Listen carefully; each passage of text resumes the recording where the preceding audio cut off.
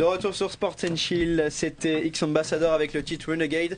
On passe tout de suite à notre jingle interview. Sport and Chill, l'interview. L'interview chill. Et ce soir, nous recevons donc des membres du Taekwondo du 3M TKD. Donc le club, un des clubs de Montpellier du Taekwondo. Et nous recevons donc ce soir, je commence par les femmes évidemment, Léa qui est avec nous, responsable du centre de formation du 3M TKD, chargée de suivi post-bac et socio-professionnel au CREPS de Montpellier. Et donc notre coordinatrice, on peut dire comme ça, avec Sport and Chill, avec le CREPS. Il y a Sébastien qui est avec nous également. La fois dernière j'ai dit Sébastien et là je dis Sébastien. C'est magnifique. Maintenant c'est bon. Psychologue du club, déjà venu d'ailleurs l'année dernière, psychologie dans le sport, et il nous fait le plaisir de revenir avec nous. Et enfin Fidji, c'est un très beau prénom d'ailleurs, soit dit en passant, athlète donc de taekwondo et service civique pour le club de taekwondo Montpellier. On va commencer donc peut-être très simplement, pour ceux qui ne connaissent pas, on a déjà peut-être tous entendu évidemment parler du taekwondo, peut-être par rapport aux Jeux Olympiques notamment. Est-ce que quelqu'un peut présenter juste les règles en... Ouais, je pense que l'indiqué c'est Fidji qui a été vice-championne de France de taekwondo il y a 2-3 ans, donc... Un peu les règles, qu'est-ce qu'on fait ouais, parce que c'est la première de Fidji, mais n'ayez pas peur, je pense qu'on n'est pas méchant, je crois. Yacine, je suis pas sûr. Bon, je suis pas sûr, mais oui, juste les principales règles du taekwondo, comment ça fonctionne, où est-ce qu'il faut taper exactement. Du coup, le taekwondo, c'est un art martial coréen. Et au niveau des frappes, en fait, on peut toucher au niveau du plastron et à la tête. Après, suivant les catégories, à partir de KD, on commence à taper à la tête. Et pourquoi pas avant du coup? C'est parce qu'il n'y a pas assez de souplesse? C'est dangereux ou... Non, avant c'est juste par rapport à l'âge, les enfants, tout simplement. Sécurité. Oui, voilà, sécurité. Donc on note de nombreux sports de combat ainsi que d'arts martiaux. Le taekwondo est l'un des arts martiaux les plus connus, on peut le dire. Mais qu'est-ce qui différencie peut-être le taekwondo des autres arts martiaux classiques? Du coup, le taekwondo c'est différencié parce qu'on a beaucoup de coups de pied. Il y a des coups de pied qui peuvent être vraiment spectaculaires. Des fois, les raquettes, on fait un coup de pied, on fait 3-4 tours en l'air. Alors voilà, après, c'est vraiment parce que c'est un sport où on utilise principalement les pieds. Voilà. J'ai vu qu'il y avait peut-être un peu plus de technique que sur d'autres sports. Parce que c'est aussi ça la particularité du taekwondo. Oui, c'est ça, c'est super technique aussi ce sport. On peut pas frapper n'importe comment parce que risque de blessure et tout, donc faut vraiment savoir comment placer son corps et tout.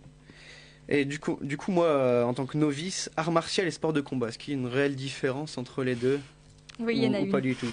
Il y en a une. Le sport de combat va être plus le côté sportif d'une compétition, alors que l'art martial va être plutôt le côté traditionnel avec toutes les formes que l'on trouve dans le taekwondo. Donc le taekwondo est un art martial. Le taekwondo est évidemment un art martial, donc qui est composé de technique, self-défense et de combat.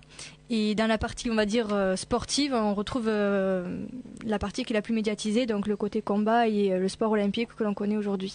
Spectaculaire. On passe peut-être à notre partie 1 qui, moi je l'ai appelé donc les objectifs généraux, on va dire, et les bienfaits du taekwondo. Peut-être commencer par physiquement, le physique. Quelle est la journée type ou peut-être l'entraînement type? Alors comment on dit déjà un sportif? Un taekwondoïste. Alors là c'est ma difficulté de la soirée.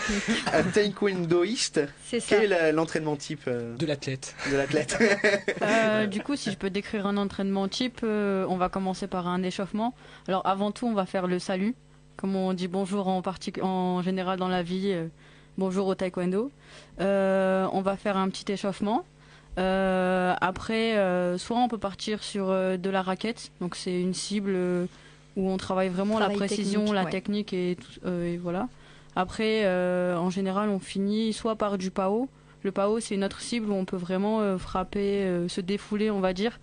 Et soit on peut finir sur cet exercice-là, sinon on peut vraiment faire du combat, soit on peut faire du shadow.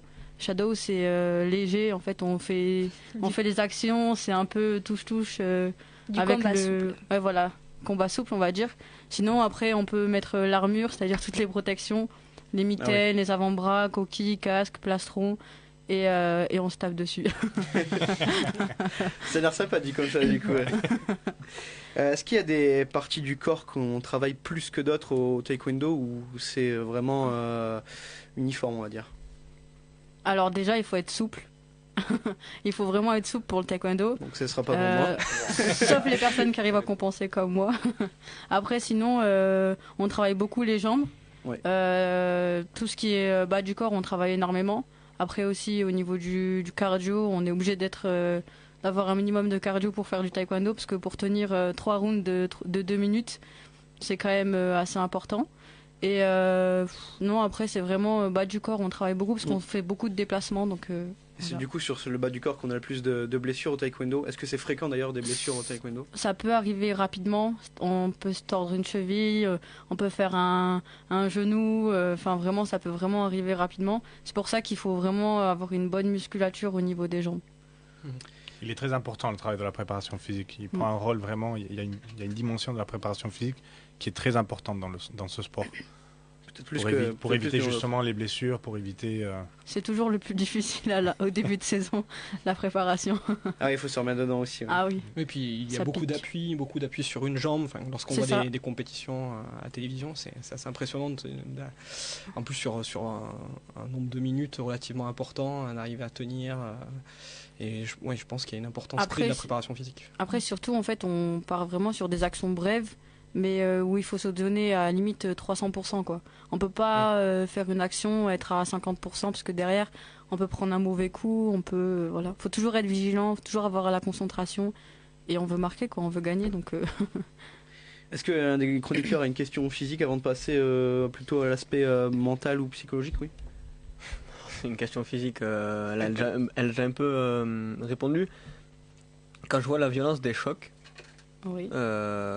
comment un os ne casse pas, comment un tibia ne casse pas et aussi une autre question, le plastron il est en quelle matière? Parce que ça doit jouer aussi. La matière du plastron, c'est une mousse très compacte. Ouais, donc ça amortit. Ouais, ça amortit quand même. Après, maintenant, la nouvelle génération de taekwondo, on a des plastrons électroniques, des casques électroniques, où du coup, pour marquer un point, il faut qu'il y ait bien le contact Cette avec force, l'électrode, une force assez importante, sinon ça marque pas. Et après, pourquoi on peut pas se casser des membres parce qu'en fait, on est quand même assez protégé. Donc, pour se casser quelque chose, il faut vraiment. Ouais, vous avez fait sous le. C'est pas un kimono, non? On a un dobok. Ouais, voilà. Dobok. Vous avez des protections que nous on voit pas quand. Ouais, d'accord. On a pitaine, avant-bras, protège tibia, coquille, plastron, mitaine, protège-dents, casque. Ah, okay. Et voilà. Ah oui, en effet. Sauf si on prend un coup de. Les blessures existent comme dans tous les sports. Après, on est relativement protégé quand même, et ça se voit pas parce que c'est en dessous du dobok. Et pour compléter ce qu'a dit Fidji, quand on arrive à un certain niveau, on arrive à anticiper le coup et à l'accompagner. Ce qui fait qu'on va pas prendre le choc comme si on était immobile. Dans l'action, dans le mouvement, on va arriver à l'accompagner de manière à ce qu'il nous touche, mais ça choque pas sur quelque chose d'immobile en fait. Du coup, on passe plutôt à l'aspect psychologique, si je peux l'appeler comme ça, ou même plutôt mental. Quelle qualité il faut avoir au taekwondo? Est-ce qu'il faut être, j'allais dire peut-être patient, être concentré? J'ai l'impression que la patience c'est quand même mère de vertu justement. Un peu comme en escrime.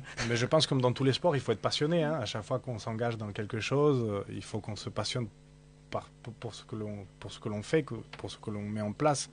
Et franchement, dans le taekwondo comme dans tous les autres sports, on retrouve un petit peu les mêmes processus. C'est ce qu'on avait discuté la dernière fois avec Julie Jean et Pierre Salamé.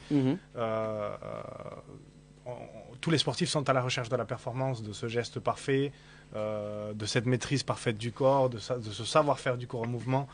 Et pour cela, il est important cet engagement personnel, cette attitude, cette prédisposition à vouloir réussir.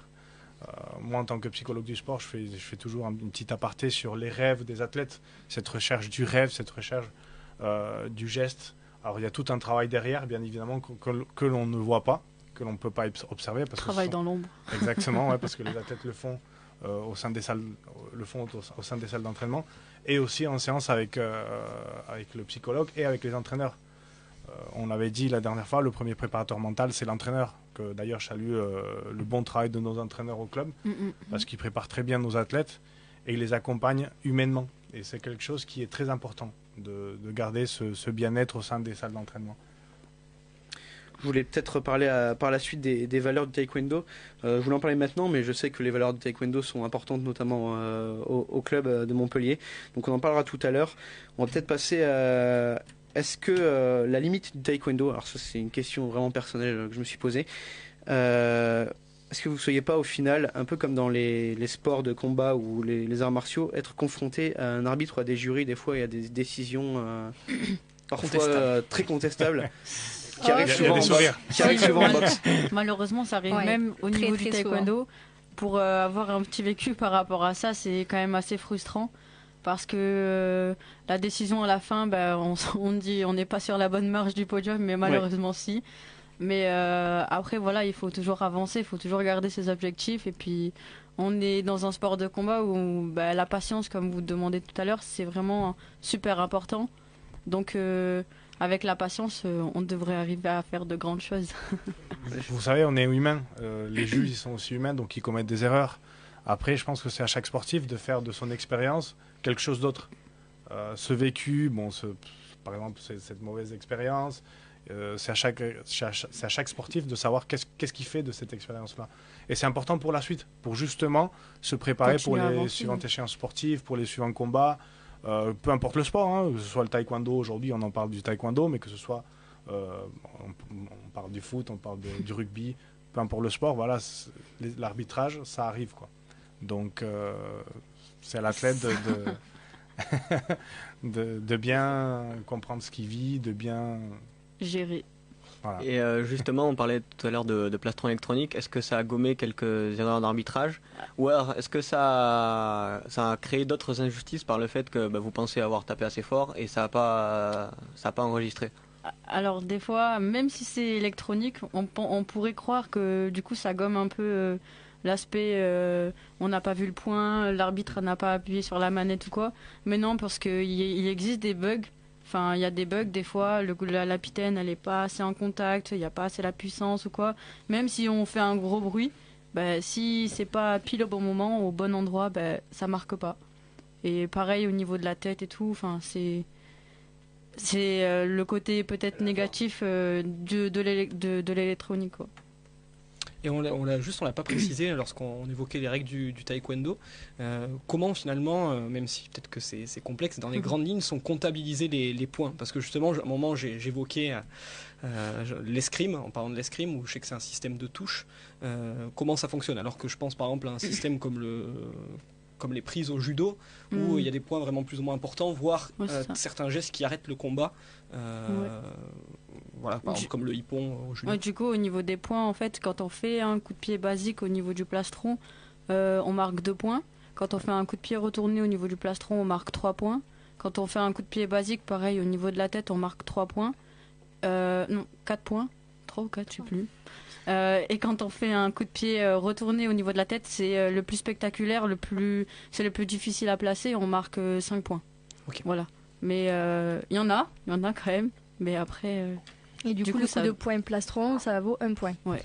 Donc il y a toute une technique, donc ce qu'on appelle le technico-tactique, que l'on met en place sur des enchaînements, des stratégies sur le tatami. Et après, comme vous l'avez bien évoqué, ça ressemble fortement à l'escrime, puisque c'est du coup que le but c'est de toucher sans se faire toucher. Après, du coup, il y a des pénalités et il faut aussi savoir que le taekwondo autorise le KO. Donc le seul moyen d'arrêter un combat, c'est de faire le KO à l'adversaire. Mais il y a une durée de combat sinon qui est la même suivant les compétitions? Alors ça dépend des catégories. Si on part sur des seniors, ce qu'on voit souvent à la télé, c'est du 3 rounds de 2 minutes. Si à l'issue de ces 3 rounds, il y a le score est ex aequo, on passe au point en or, donc le 4e round qui est aussi de 2 minutes où le premier touche marque, gagne. Et si à la fin de ce 4e round, il n'y a rien, là c'est décision des arbitres. Et c'est du coup le plus frustrant puisqu'on s'est battu pendant 4 rounds et ça va être c'est plus notre ressort, quoi. Ouais, du coup c'est jugé en fonction de la technique, justement. C'est ça. De la domination, un petit peu de tout ce qui rentre en compte. Moi j'avais une question en fait sur, je voulais revenir un peu lié à la question de l'arbitrage avec la question de la psychologie et du mental. Quand on part du principe, les règles de ce jeu en fait sont, voilà, c'est 3 rounds de 2 minutes où tout va très vite, c'est fragmenté. En fait, il faut être prêt le plus rapidement possible et se concentrer sur une phase de temps qui est très très limitée.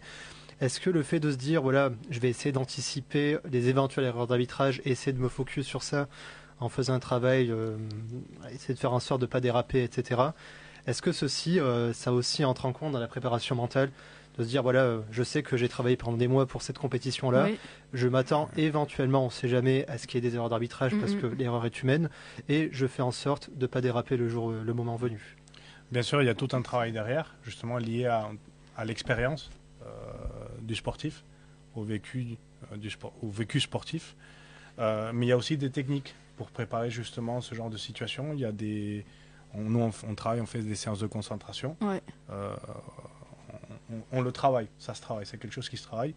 Parce que bon, avant une compétition, le corps il peut aller très bien, mais si la tête elle va pas bien, le corps ne suit pas. C'est quelque chose qui est très important. Je pense que peut-être vous deux, vous pouvez en témoigner de votre expérience au sein des compétitions. Ouais, personnellement, moi, je me prépare toujours mentalement. C'est super important parce que à partir du moment où on n'est pas concentré, enfin, on essaie vraiment de se concentrer sur la compétition, même surtout sur les championnats de France. Après moi, on va dire que mon vécu au niveau des championnats de France, je me suis toujours mise beaucoup la pression. Et malheureusement, au niveau de mon palmarès, après, je suis pas satisfaite. Mais bon, j'ai pas eu ce que je voulais. Mais après, oui, on essaie vraiment d'être focus comme ça. On essaie de faire le moins d'erreurs possible. Et puis après, on se donne à fond, quoi. On est là, on lâche pas. Et puis si malheureusement il y a une erreur d'arbitrage, ben voilà, quoi. On subit et on est sur la mauvaise marge du podium à la fin. Et on revient l'année d'après. Plus en Et on forme que revient jamais. et on revient et on revient chaque année. Je pense que par la suite, Flo voudra revenir bien sûr sur le club, mais il y avait un dernier point que je voulais évoquer, mais alors qui est plus sur l'aspect précédent qu'on évoquait physique que mental, mais qui me semblait important de préciser, c'est sur les catégories de poids. Ouais. Est-ce que, bon, moi je les connais, mais pour nos auditeurs, vous pouvez un peu repréciser ce qu'il en est. Et puis aussi peut-être dire quelle est l'importance de ces catégories de poids, parce que c'est vrai que peut-être sur un sport comme le judo n'est pas la même. on le perçoit Alors, très bien, alors ouais. peut-être que sur un sport comme le taekwondo on voit moins l'importance du poids alors qu'elle doit être clé, mais Alors, le grand public ne comprend pas forcément. oui, c'est super important parce que quand on tombe déjà sur une personne qui est au niveau de la musculature plus importante, la différence elle se ressent tout de suite. Au niveau de la frappe, bah, c'est pas du tout pareil. Et surtout par rapport du coup au niveau électronique, chaque catégorie de poids a un seuil de puissance, donc on peut pas mélanger les catégories non plus. Après, il faut savoir qu'au taekwondo, il faut être en général grand, avoir des grandes jambes et être Longiligne. voilà, longiligne. Et c'est pour ça c'est super important les catégories de poids. On peut tomber sur des moins de 49 qui sont peut-être plus grands que des moins de 57 ou alors enfin voilà quoi. Alors c'est là où l'encadrement et l'accompagnement des athlètes est important parce que Super. tous les athlètes sont confrontés, peu importe les catés, à des régimes alimentaires assez Et c'est assez tellement forts. Il y a les compliqué. régimes et c'est vraiment important de faire un suivi, de faire un accompagnement de la part de l'institution de chaque athlète par rapport à son poids, par rapport à sa taille, par rapport à sa catégorie, même s'il est poids lourd. On a Il y a notre quand cher même. Omar El Yazidi qui est poids lourd. Il a un régime alimentaire qu'il essaye de suivre. Pour garder son le poids mieux de possible, forme, Pour garder ouais. son poids de forme. Même Et- s'il fait partie de la catégorie des poids lourds, même lui, il a un Exactement. poids qui fait qu'il se sent plus ou moins à l'aise sur les combats. Voilà. Pour vous donner une idée, les filles, ça part du moins de 49 au plus de 73. Ouais. Et les garçons, du moins de 54 au plus de 80. Voilà, donc c'est des tranches qui sont très fines, puisque par exemple pour une fille, c'est du moins de 59 ou du moins de 55. Donc ça se joue à pas grand-chose. Change vite d'une catégorie. c'est ça. si on Ça fait pas varie attention. peu, C'est mais- ça. Et après, il y a tout un travail derrière d'observation sur les catégories dans lesquelles on est, sur les adversaires, puisque chaque fille va avoir une façon de combattre. Et nous, quand on va dans une compète, par l'expérience, on sait voilà, qui est la plus tonique, qui est la plus vive, qui va monter plus souvent la tête. Et donc là, on sait, on va dire, la trame de compète que l'on va avoir suite au tirage que l'on a. Suite à la pesée, un jour avant la compétition. Donc c'est même là, on va dire, la préparation mentale commence une semaine avant avec la perte de poids, puis une fois qu'on a validé le poids, le tirage au sort des combats, et puis une fois qu'on est sur le tatami, il faut y aller, quoi. pour ça, après, c'est super important d'avoir... les taekwondoïstes, en général, ils tiennent un régime sur le long terme, parce qu'en fait, on est toujours obligé... Enfin, du moins, on est obligé... On essaie toujours de s'entraîner à son poids de forme.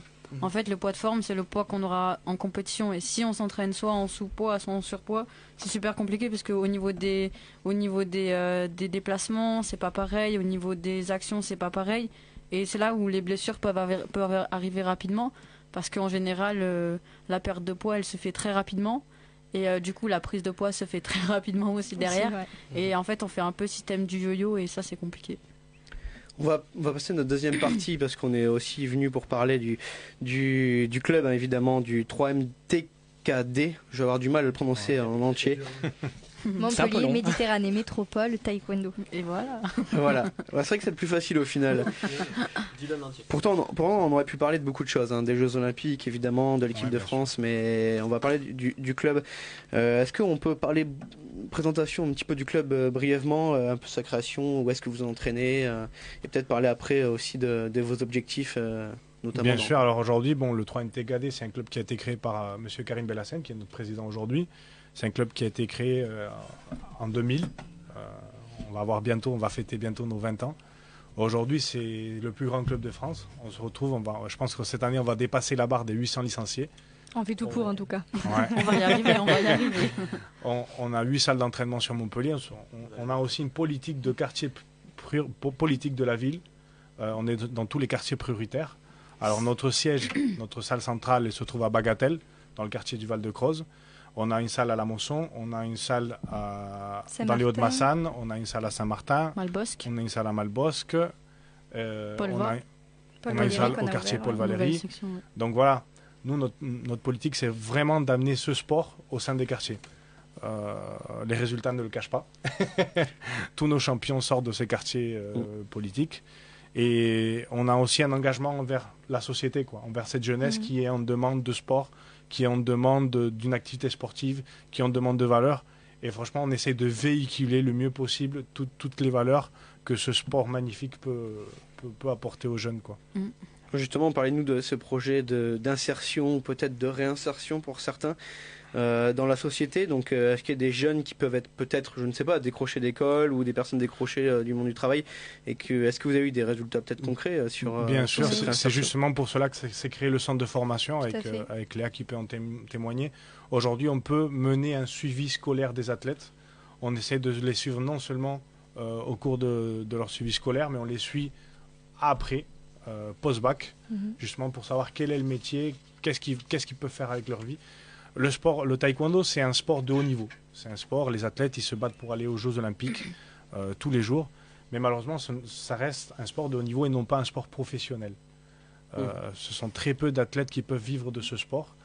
Et nous, en tant qu'institution, on a justement de les accompagner, oui, mais après de ne pas leur vendre non plus du rêve. Exactement, d'être honnête avec eux et de les accompagner autrement, de leur montrer d'autres types de métiers auxquels ils peuvent se rattacher. Alors, c'est marrant parce que depuis il n'y a pas très longtemps, on a eu pas mal d'athlètes qui se sont investis, qui se sont engagés avec la police, qui ont commencé à faire l'école de police. Ça a commencé par un athlète. Et au fur et à mesure, tous, ils ont voulu entrer dans la police. Exactement. Et c'est vachement intéressant parce que ce sont des jeunes qui sortent des quartiers de Montpellier, qui représentent la France, qui représentent Montpellier à l'étranger, et qui se disent aujourd'hui, je veux travailler aussi pour la communauté. Et qui sont fiers de représenter leur club, leur ville, leur pays. Enfin, il faut voir la fierté dans les yeux, mais des petits, puisqu'on les prend à partir de 4 ans. Et que déjà à 4 ans, quand ils mettent le dobok, ils sont tout fiers, ils dormiraient avec, c'était possible. Et donc voilà, après ces jeunes-là, on les accompagne jusqu'au plus haut niveau pour certains.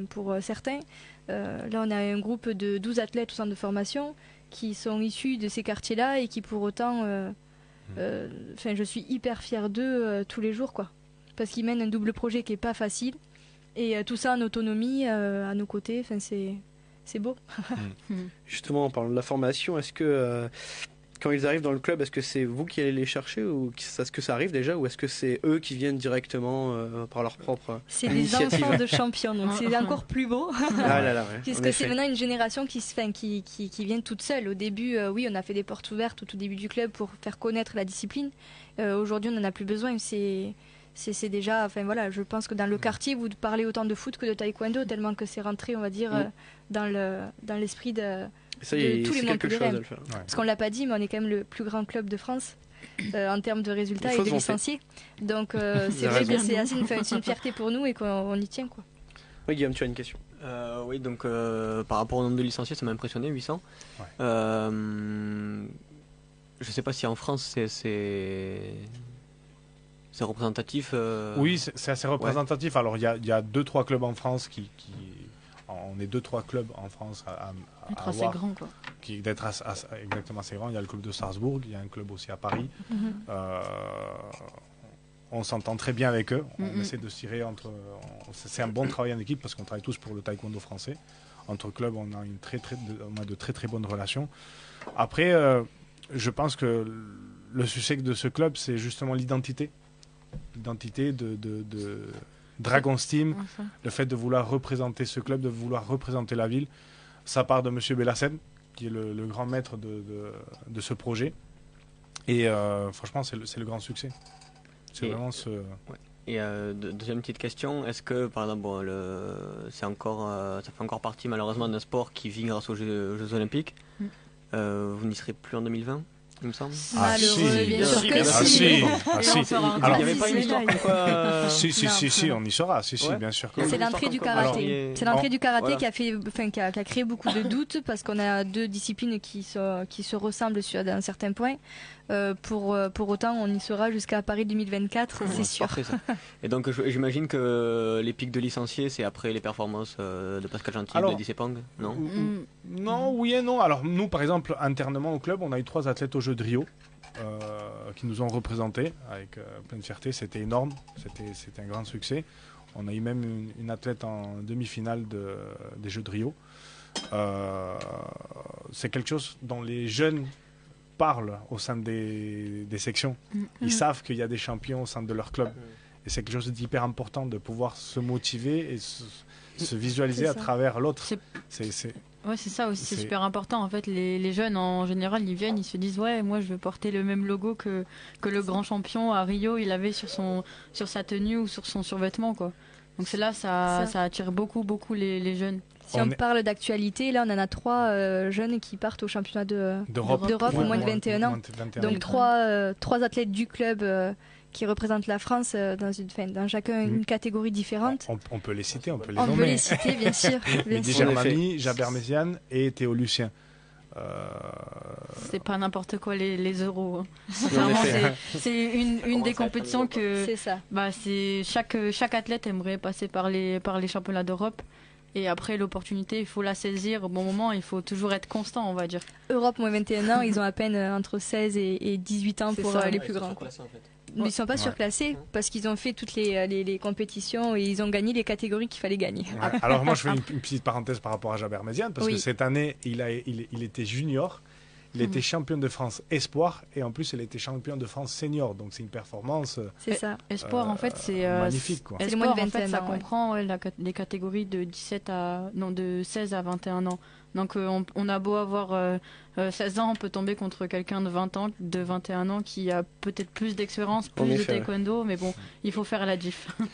Le résultat, on espère avoir plus d'athlètes à Tokyo et avoir plus d'athlètes à Paris 2024 qu'on sera chez nous et Tout à fait. En force pour les supporter. Ouais. Bien sûr. Tous avec le logo.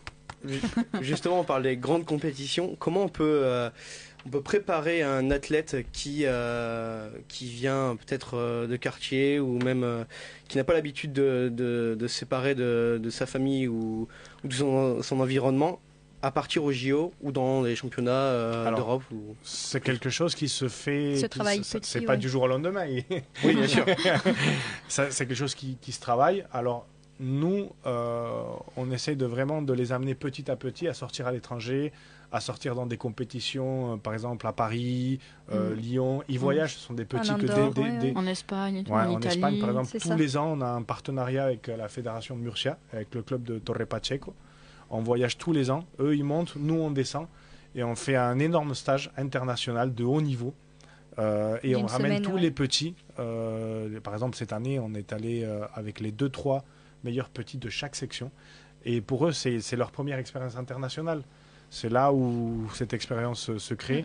Et petit à petit, ça commence à se créer. Ils commencent à se rendre compte que voilà, il faut représenter le club d'une certaine manière, d'une certaine façon. Ils apprennent ce qu'est être un sportif de haut niveau, même dès le plus jeune âge. C'est quelque chose qui se fait dans le temps. Après, surtout, ce qui est super bien, c'est qu'au sein du club, en fait, c'est vraiment famille. Donc, en général, les jeunes, quand ils se retrouvent, ils sont là, ils se disent oui, moi, je suis avec mon copain, il a été avec moi. Et puis, en fait, ils se mènent vers le haut chacun, quoi. Et après, les jeunes, ils voient ces jeunes-là, ils se disent ouais, moi, je veux faire pareil. Donc, on se motive, on travaille, on s'entraîne avec eux et tout. Et puis, tout doucement, en fait, on crée une super bonne ambiance. Puis, limite, des fois, on veut plus partir que rester à la maison, parce que c'est tellement bien que voilà, quoi. Finalement, on passe de l'appréhension à se rendre compte à que c'est une super l'excitation. expérience. Tout à fait. Ouais, c'est Ça, et puis on a vraiment le côté accompagnement des plus grands qui accompagnent les plus petits. Et ça aussi, c'est super beau, puisque on voit les grands, les grands athlètes et les grands taekwondoïstes qui partent à l'international, qui animent un stage, qui les accompagnent, qui les coachent dès que c'est possible sur certaines compétitions. Et en fait, la transmission de savoir, des us et coutumes rentre toute seule. Très bien, on nous voit à l'écran en train de boire quelque chose. À consommer avec modération, on vous le rappelle. Hein. Déjà, on m'a fait galérer. On m'a fait galérer en pleine émission, essayer d'ouvrir une bouteille. J'entendais juste le bruit que ça faisait, du coup, je n'y arrivais pas du tout. C'était terrible. Ça restera un moment dans l'histoire de Sport & Chill. Au niveau peut-être du public touché, je voulais revenir un petit peu là-dessus.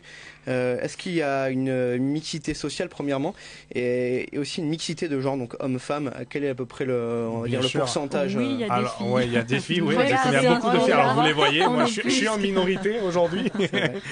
Alors non, parmi tous les licenciés que l'on a aujourd'hui, nous on estime qu'on a à peu près une 40% de féminines. Oui. Chose qui est énorme. Ce qui est énorme, oui, en effet. Dans un On sport croit que c'est un sport de combat, Surtout. Oui. mais il y a beaucoup de filles. Il y a beaucoup de filles, en plus des filles qui ont des résultats. Et c'est quelque chose qu'il faut le dire. Aujourd'hui, la moitié de notre encadrement est féminin. Et ça, c'est énorme.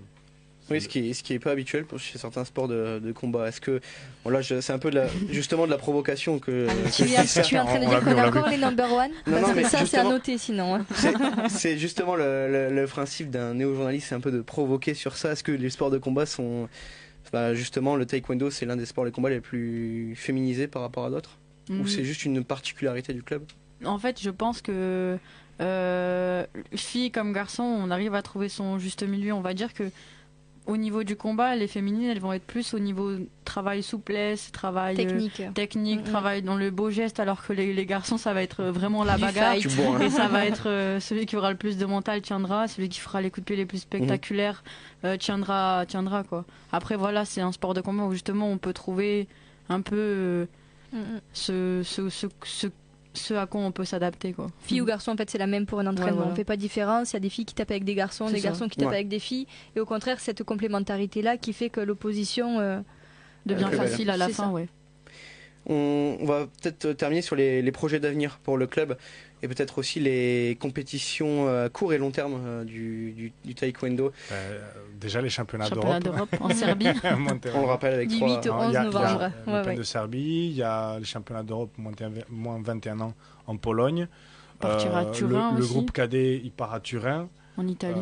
En décembre, on va en Espagne. Donc voilà, il y a pas mal de voyages et de déplacements.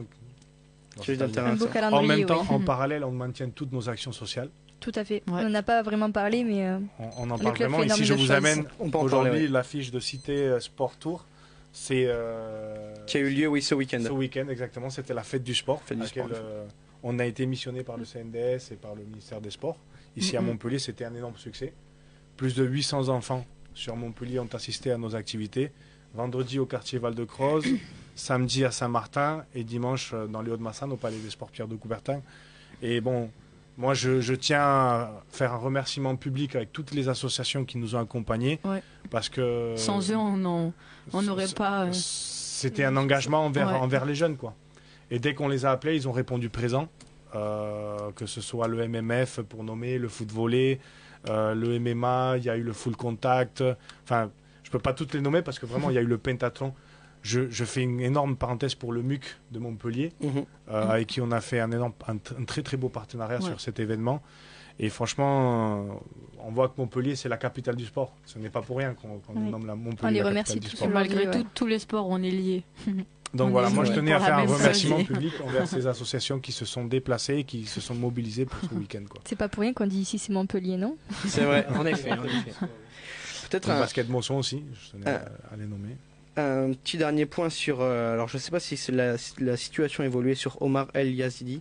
On en parlait dernièrement dans le France 3 Région, Midi Libre, si je me trompe plus. Je me trompe pas, pardon. Qui cherchait un emploi... Alors, on reste positif, on maintient une attitude positive, on veut y croire, parce que bon, il a pas mal d'entretiens en ce moment. C'est quelque chose de positif, on espère qu'il va concrétiser un de ces entretiens. Sur le plan sportif, il est hyper engagé, il maintient ses entraînements. Ce que j'ai vu, Il a été appelé en équipe de France, il a fait un stage gros succès. Cet été, enfin il s'arrête pas. Mais en tout cas, on reste positif, on espère qu'il va trouver son alternance. je lui souhaite en tout cas. Signé, donc si jamais il y en a encore, c'est vraiment un jeune qui est hyper motivé et très gentil. Mais c'est symbolique justement du club de l'insertion professionnelle que peut-être d'autres clubs ne font pas et on partage à fond. On partage à fond sur les réseaux sociaux, sur LinkedIn, sur Instagram, sur Twitter, sur tous les réseaux. En tout cas, c'est important. C'est un jeune qui est hyper motivé. Il fait partie des meilleurs Français. Il est le 12e mondial aujourd'hui. C'est énorme, quoi. C'est quelqu'un qui se bat tous les jours pour persévérer dans son sport. Donc voilà, on espère qu'il puisse aussi réussir professionnellement, quoi. Et vous parliez des réseaux, c'est important pour faire réussir, trouver des opportunités pour les adhérents du club. Mais aussi, c'est vrai que, alors on va pas l'évoquer dans le détail parce que maintenant nous sommes plutôt sur notre fin d'interview, mais une autre fois, avec plaisir. Il y a toute la médiatisation qui touche certains sports qui est importante à trouver et qui, pour des sports moins dans la lumière, d'autant plus, voilà, parce qu'on sait que c'est pas forcément les grands médias qui vont directement vers le taekwondo ou vers d'autres sports qui ont été par exemple cités dans ceux qui ont intervenu lors de cet événement dont Flo regarde actuellement le poster. C'est un cadeau. Et donc je pense qu'effectivement tous ces efforts pour être visibles sur les réseaux sociaux, que ce soit pour le club, pour les jeunes et pour le sport en lui-même, c'est super important dans la perspective de son accomplissement. Aujourd'hui, on a 4 volontaires service civique qui font un travail magnifique. On a relancé il n'y a pas longtemps le compte Instagram parce qu'il était un petit peu sur la fin. Là, on lui a redonné un peu de vie. Ça fonctionne très Après, bien. franchement, il fonctionne super bien et tout, donc on attend et on va voir. Enfin, pour conclure, dernière question, c'est toujours la même. L'année dernière, j'avais fait exactement la même chose pour finir, pour tous les invités d'ailleurs. S'il y a des personnes qui veulent se mettre au taekwondo, qu'est-ce que vous pouvez lui dire pour qu'ils se mettent au taekwondo et notamment au 3e TKD? Faut venir essayer. C'est la famille. Venez essayer, venez tester. Peu importe le pôle d'entraînement dans lequel vous serez bien accueillis. Les Dragon's Team, c'est une énorme famille. Justement, on est très étendu. On est très étendu, donc venez. Ça s'est vu ce soir. Bon, en tout cas, merci. On vous attend, vous, aux séances d'entraînement. Parce qu'il faut faire une séance d'initiation.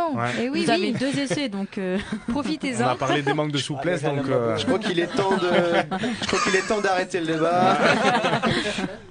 Et en tout cas, merci d'être venu. Très bonne première, d'ailleurs, je te le dis. Et merci aussi, évidemment, au Krebs d'avoir eu ce contact. Merci à vous. Et on espère bientôt, on espère aussi de parler de nos performances futures dans Sport & Chill. Et bonne continuation. Quant à nous, on va passer à notre deuxième pause musicale. C'est C2C avec Vassil.